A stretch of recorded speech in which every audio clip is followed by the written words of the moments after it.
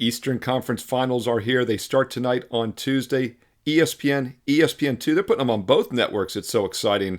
I'm going to break this game down for you in full detail. Pacers Celtics Game 1, Tuesday night, side, total, team totals, player props, how to play this game and make some money. That's information that's coming up free for you with deep analysis in this video in just a moment. Hi, I'm Steve Merril, WagerTalk.com, right back here on WagerTalk TV, and the conference finals are here. Eastern Conference Game 1, Tuesday night, 8 o'clock Eastern. Western Conference Game 1 is tomorrow night, Wednesday, between the Mavs and T-Wolves on TNT.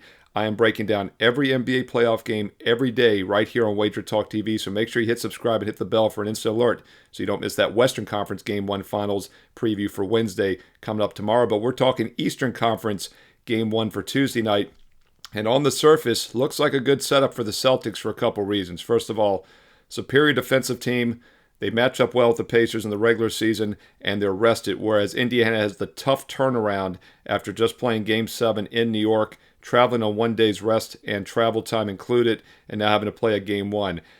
Rest versus rust. It's the age-old argument, right? Offense versus defense. That's also the argument in this series. I'll get to that in a moment. But the rust versus rest, we can backtest this stuff. We can look at the data, past games, past situations. And if history is any indicator, the rested team definitely has the edge, especially when they're the better team. We saw this in Game 1 against the Cavaliers. The Celtics blew Cleveland out easily by 25 points as about a 12.5-point favorite back on May 7th. Now a couple weeks later, exactly 2 weeks later, 2 Tuesday nights later, keep in mind the Cavs are coming off the game Sunday. That Sunday home game had to travel out to Orlando, play on 1 day's rest on Tuesday. Now the Pacers are doing it, and they were on the road on top of it on Sunday. Celtics are in about a 70% situation with rested home teams coming off a Game 7 win. And another thing about the Pacers is they couldn't have played any better. Shot an NBA record from the field, 53 for 79, 67%. And yes, they're a very good offensive team. In fact, in the NBA playoffs so far, they're the most efficient offense in the league. Guess who's second? The Boston Celtics. And it's not a surprise. The regular season, the two most efficient teams this season in 82 games in the regular season, Celtics first, Pacers second. So these are technically the two best offenses in the NBA. But as I said earlier, offense versus defense comes into play. Celtics are also a top 2 defensive efficiency team. Pacers are not even in the top half of the league this year in efficiency on defense. So Celtics hold a substantial defensive edge here, and they definitely hold the rest and situational edge. And I do think the Pacers regress. So if we're going to play this game, a couple different ways we can do it.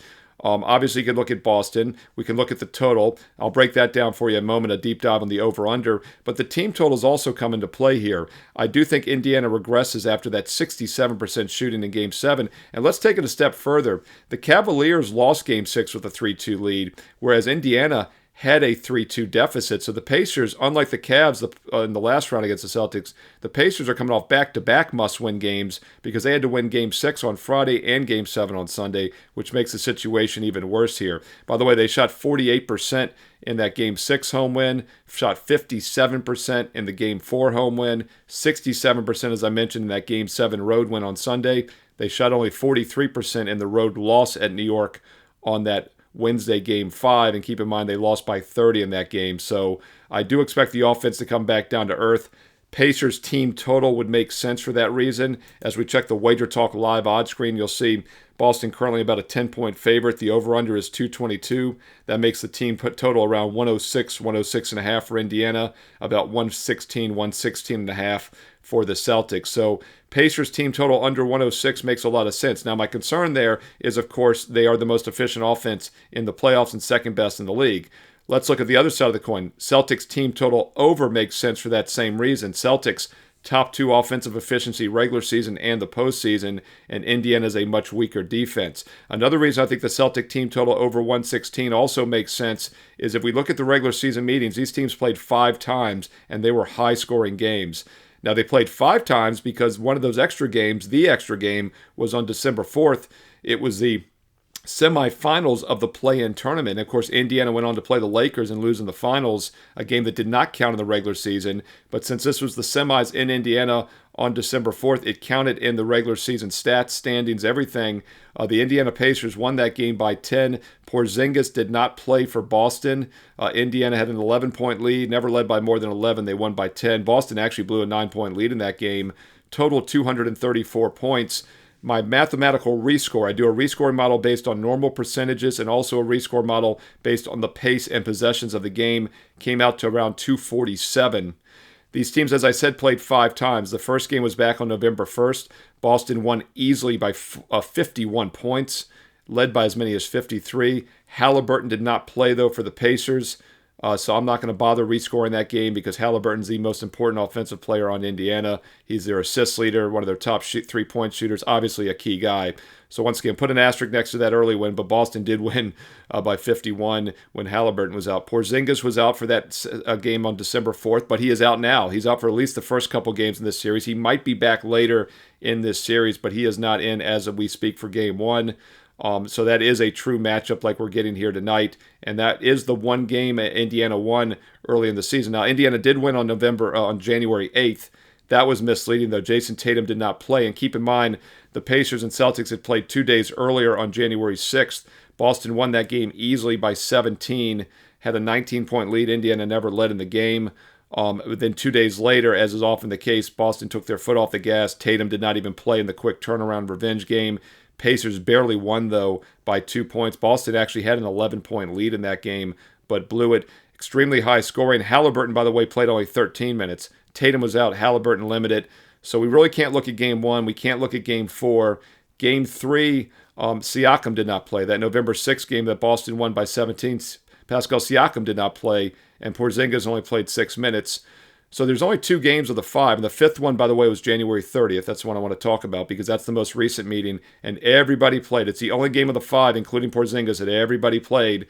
Celtics won by 5, but they had a 20-point lead in the game. Pacers never led by more than 1 the entire game, and the total there was 253. Guess what? My math rescore came out to 247. So the 2 games in which everybody played except Porzingis and the other one came out to 247 and 247 on the rescores. 253, 234 for the real totals. And by the way, the actual lined over-unders in those games were quite high as well. That January 30th game, we saw a total around 246, and it landed 253. The December 4th semifinal play-in game, where we should have a little bit more of a playoff atmosphere, once again, that was lined at around 246 as well. It landed 234. My rescore on both was 247. So yes, this current total of 222 is much lower than we saw in the regular season. But as we know, playoff games are more defensively intense. We've seen much lower scoring games here, not only in the playoffs, but really since the All-Star break.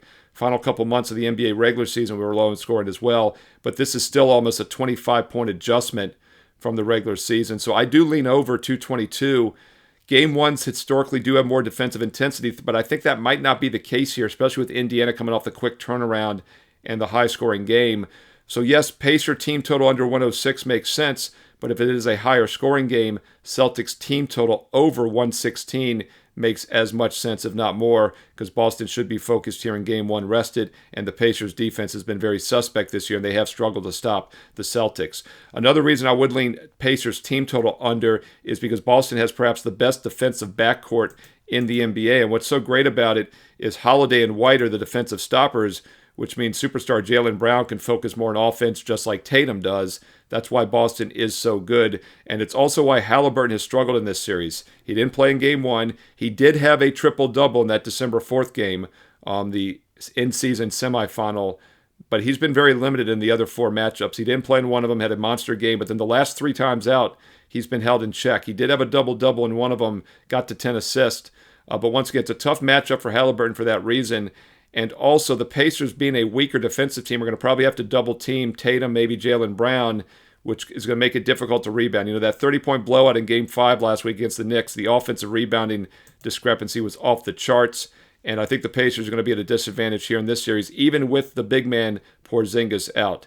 Once again, he's not down low, though, so that will enable the Pacers to score at will in the paint. And Indiana, by the way, the best scoring paint team in the league this year. The Celtics, meanwhile, the best three-point scoring team in the league. So we have 2 extremes, the top 2 offensive teams, but they both do it very differently, as the Pacers do it from inside, the Celtics do it from outside. Now, normally, you favor the interior team because of the consistency. And by the way, this is the 6th time going back over the last 30 years in the NBA playoffs that we've had the best three-point team against the best interior team.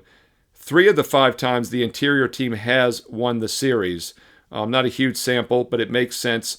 But once again, I think you got to put an asterisk next to that because the Celtics are still the much better defensive team, and they do match up well in this series. So big drop in the over-under. I know it's a playoff game, but I would lean over 222 just based on line value, and that would get me over the team total on the Celtics over 116. Pacer team total, I like the under 106.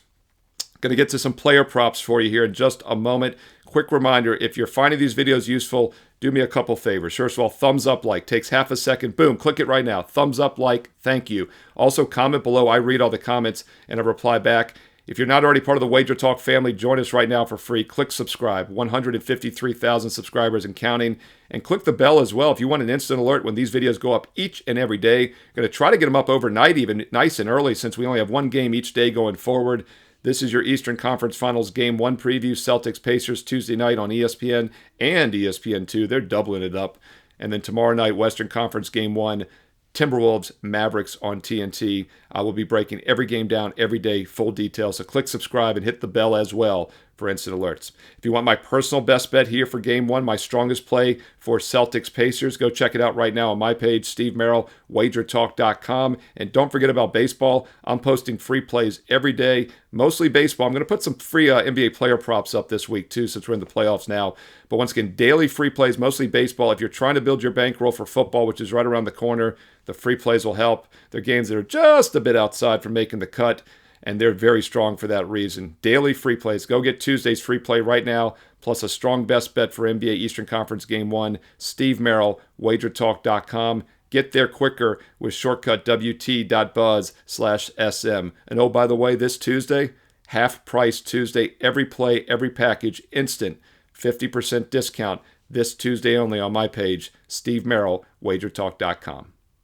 All right, on the way out here, let's look at some player props for you. Now, once again, they played 5 times in the regular season, so yeah, we have a lot of data, but Halliburton didn't play in Game 1, played limited minutes in Game 4. Tatum didn't play in the 4th game. Siakam didn't play in the 3rd game. Porzingis missed Games 2 and 3, although he's out, so that doesn't bother me.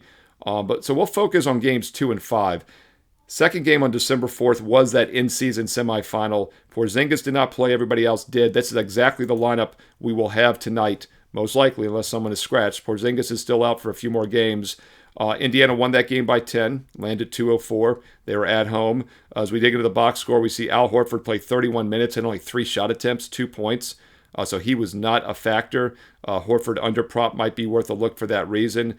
Tatum had a monster game with a double-double, 32 points and 12 rebounds, 37 minutes. I'm never looking to fade Tatum, especially in what should be a focus spot here in Game 1. Jaylen Brown had a monster game as well, 30 points in that play-in game. Tatum and Brown took 49 of the 98 shot attempts, so that's the reason Horford only had 3. Derek White took 16 shot attempts. He might be worth a look to the over here in this play-in game, playoff game rather, this Game 1 of the Eastern Conference Finals. He's priced at 16.5. He did come alive a little bit against Cleveland in Game 5 with 18. He underachieved in that Cleveland series. We kept talking about it. My concern with White is that he is more of a defensive guard, and he's going to be on Halliburton a lot. That could hurt him and Holiday as far as scoring. So I lean more towards Tatum and Brown props over.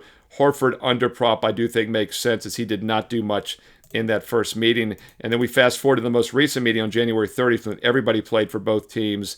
We look, Horford in that game actually did not play. So I stand corrected. That's the one game he did not play there at the stretch. So I don't think Horford's going to be much of a factor. I think Al Horford props under, especially his points, maybe under 9.5, could be worth a look. And also keep in mind, he had a monster Game 5 against the Cavs with 22 points last week. He had only 6 and 2 points and 7 points in 3 of the other 4 games. He had 7 or less in 3 of the other 4. Monster 22-point game. Sure, maybe they try to use him more, but I also think the Pacers might be isolating on him more for that reason. Horford be an interesting guy to keep an eye on here in Game 1. As far as Indiana, I mentioned Halliburton did have a huge game in that play-in round, or the in-season tournament semifinal December 4th. 26 points, 13 assists, 10 rebounds. He is obviously a superstar, but as I said, Holiday and White, two of the best defensive guards, probably the best defensive guard backcourt in the NBA, could limit him a bit. The other game on January 30th, and everybody played for both teams except Horford, obviously. 13 points, 10 assists. So he did have a double-double in both those games, but the 13-10, not quite as strong. I would have no problem leaning towards some Halliburton under props. In fact, pretty much all the Pacers, I'm looking for a reason to play under props because, as I mentioned earlier, I lean team total under 106 for Indiana. I think it's a very difficult scheduling spot after back-to-back must-win games and after that extreme offensive outlier on Sunday in which they shot 67%. And, oh yeah, let's not forget the Knicks were extremely injured. Hart was injured coming in. He played. Anunoby was listed as out. He ended up giving it a go, not doing anything. And then Jalen Brunson, most underrated superstar in the league, gets the hand injury, broken hand. What a shame. He had already 2 other injuries in this series. So that was a very misleading result, a real outlier. I look for Indiana to come back to earth here in this series and really in this game 1. So we are looking for player props to play under. I think Halliburton is a good candidate for several reasons, especially with the Celtics' strong defensive backcourt. So if we're looking to play Halliburton points under, it's under 19.5. Yeah, he had 26 in that breakout game, but he only had 15, 13, and 20 in the 3 games before that. So Halliburton under 19.5 points makes some good sense, in my opinion.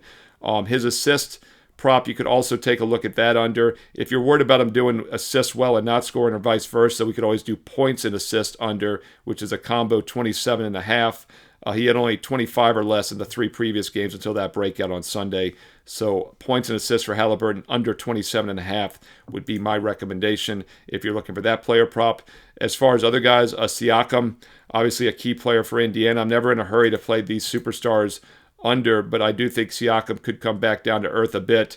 And one thing I failed to mention on that play-in game, Siakam did not play, I believe, because he was not in the lineup. So I forgot to mention that earlier. I mentioned how he did not play in the 3rd game. He did not play in that 2nd game either. Indiana did go on to win it 122-112, but that's something I failed to mention. And that's another reason why Halliburton had such a monster game, is because Siakam was not in the lineup and he had to do more. The other guy that stepped up there was actually Hield. Buddy Hield actually had 21 points in that game. He is not going to do much here, though, with Siakam in the lineup, obviously. In the other game, he had 12, and he's a guy we'll keep an eye on in this series. But his last game played was May 2nd. He has been out, obviously, since going to Philly. He is no longer with the team, so he is not going to do anything. But I thought it was interesting that he did perform well when Siakam was not in the lineup back in December. That's Buddy Hield, who, of course, is now in the 76ers, not in this series. But I wanted to point that out one more time. Halliburton had a big triple-double in December 4th because Siakam was not in the lineup. It's different now. It's another reason I like the Halliburton props under here for Game 1. I would also lean Siakam under as well because I do like Pacers team total under. Really looking for reasons to play Pacer players under here, not only because Boston's such a good defensive team, but also because Indiana cannot play any better offensively. It's such a letdown flat spot here after that outlier offensive performance in Game 7 against New York. Nesmith had a huge game by. He had 26 points in that January 30th meeting. He's priced at 9.5. He had 3 straight games with 8 against the Knicks and then 19 on Sunday. And one other guy that we'll talk about real quick, Miles Turner, the big man, the center, who's not afraid to shoot threes. He took 18 shot attempts in that earlier meeting. He was 2 for 7 from 3. I'd be careful with him. He's a guy that actually might end up with more points for a couple reasons. First of all, Porzingis is out down low. Turner has some size, and Turner likes to shoot threes. So if he hits a couple threes, he could get up and over 15.5, especially if they take Halliburton out. So once again, I lean Siakam under. Halliburton points and assists under would be my top Pacer prop for Game 1. Hey, hope you're finding these videos useful. If you do, thumbs up, like, comment below. Let me know what you want to see in these playoff previews, and I will keep doing it. If you're finding them useful, please let me know. I read all the comments, and I reply back. Thumbs up, like, keeps these videos free and plentiful. And if you want to click subscribe, do so now, and maybe consider hitting that bell so that you never miss. You get an instant alert when this playoff preview goes up each and every day right here for free on WagerTalk TV. And on the way out, if you'd like to get my strongest best bet for Game 1, Celtics Pacers, it's available for my clients right now. You too can get it right now for half price. Special instant 50% discount on Tuesday. My top baseball best bets for Tuesday are also available half price. It's a 50% special this Tuesday and Tuesday only right now. No promo codes needed. And oh yeah, check out that daily free play also on my page, Steve Merril, WagerTalk.com. Get there quicker with shortcut WT.buzz/SM. Follow me on Twitter and X at Steve Merril, 2 R's, 1 L, at Steve Merril on Twitter and X. You can also follow me on Instagram and IG. And don't forget, stay tuned here to WagerTalk TV for more great baseball and basketball preview videos coming up next.